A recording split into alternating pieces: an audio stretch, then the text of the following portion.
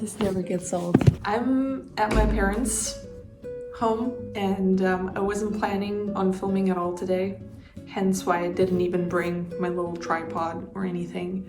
But since I'm still waiting for my Invisalign, the show must go on. So today I thought I would just go through a bunch of stuff that remains from my past. I don't have a lot of stuff remaining here, but there is some stuff, so let's just go and see what we can find. Oh my god, oh no. It's disintegrating.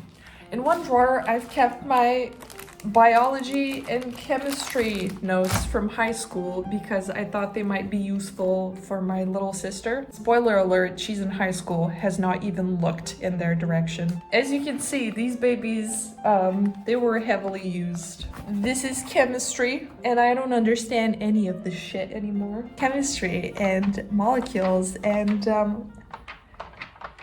fun fact, I prepared to take the national chemistry exam, but bailed at the last minute because I realized that I was still heavily unprepared, even though my grades in chemistry class were good.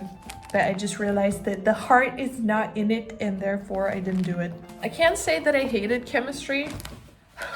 It's fallen apart. Can I find anything graded? Oh, I got an 8 out of 10 on this one. I did take the biology national exam. Fun fact, by the end of high school, everybody expected for me to go to like medical school or veterinary school. But I was feeling kind of not sure about it. So I took a gap year and then decided to study film. And everybody loved that for me. Biology.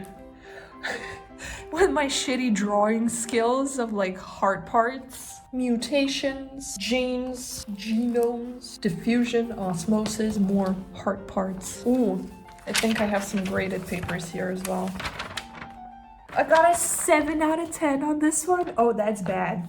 This is where I would get nervous. If I got like an 8 out of 10 is okay, not great. If it goes anywhere below 8, I would like literally get stressed.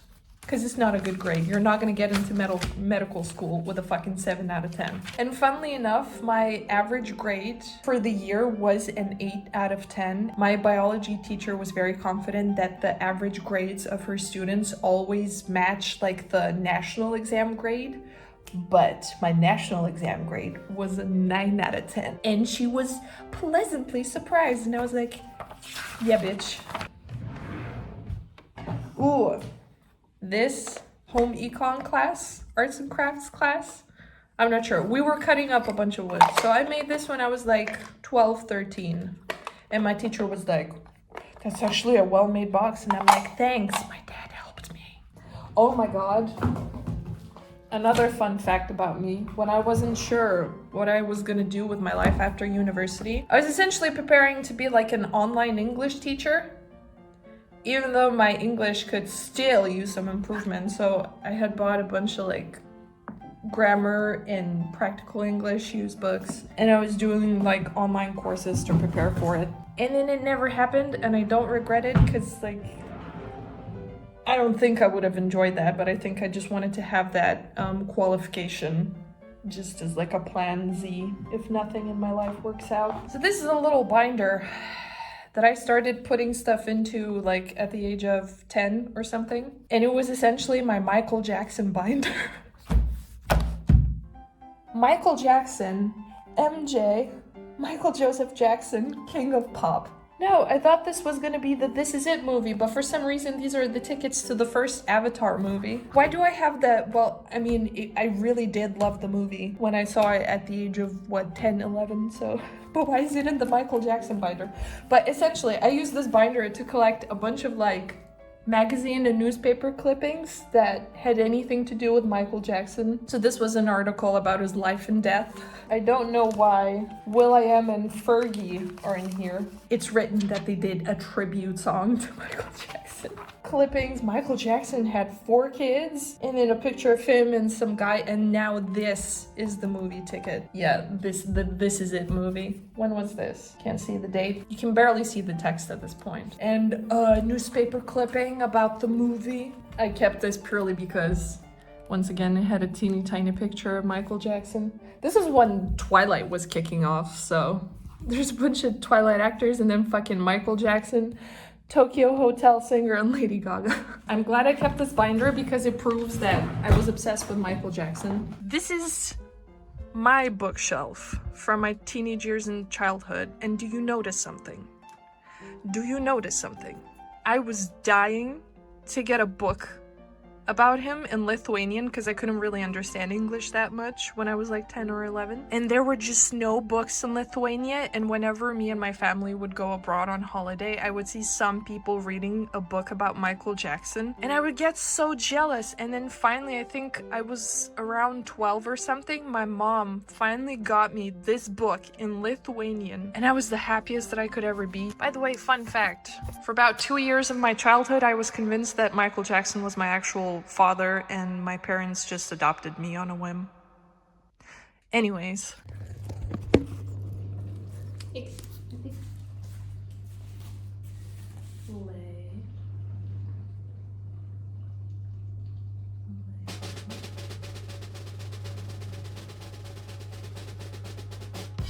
Roll over.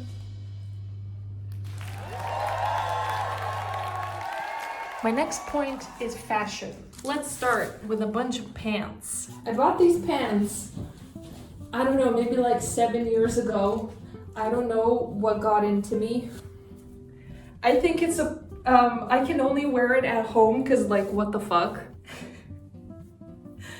Alright. A relic from my school days. I guess low-rise is coming back again. But skinny jeans are not. But these pants are from when I was like 16 or something. Skinny, low rise. Do y'all remember skinny jeans? And then I have the complete opposite of this.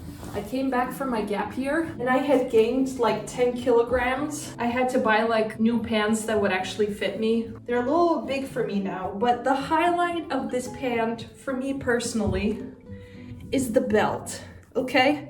This belt is probably like 10 years old. It's barely holding its shit together.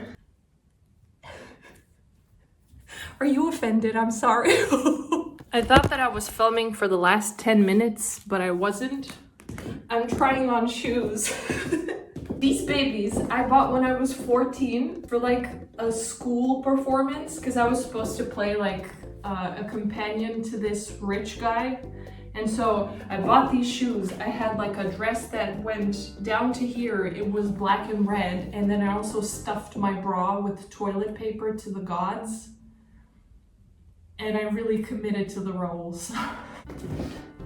I just can't imagine me at 14. I can barely walk in these now. Also, these shoes are not very stable, so I could sprain my ankle at any point. Another shoe that I already tried on, but I have to try it on again, because what the fuck? The complete opposite. I think I had these when I was like 13, 14. This was essentially my uniform slash concert slash church going shoe. It slightly reminded me of Michael Jackson shoes, so I didn't mind them that much, but I was constantly aware that it's a fucking ugly shoe. Wait, let me moonwalk. Can I moonwalk in these shoes?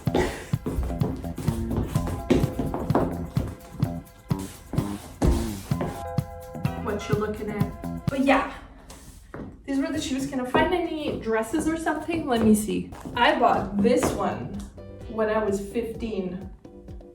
Let me try and put it on. I'm not gonna take off the pants though. So I bought it, but I never really actually wore it in public because it was a little bit too intimidating. It's like a voluptuous, curve enhancing dress. So I felt too self-conscious, especially at 15. I'm glad I made that decision. I still can't zip it up, oh my God. Oh, all right. Let's keep it PG-13 here. Wait. Let me put on the fucking shoe. Okay.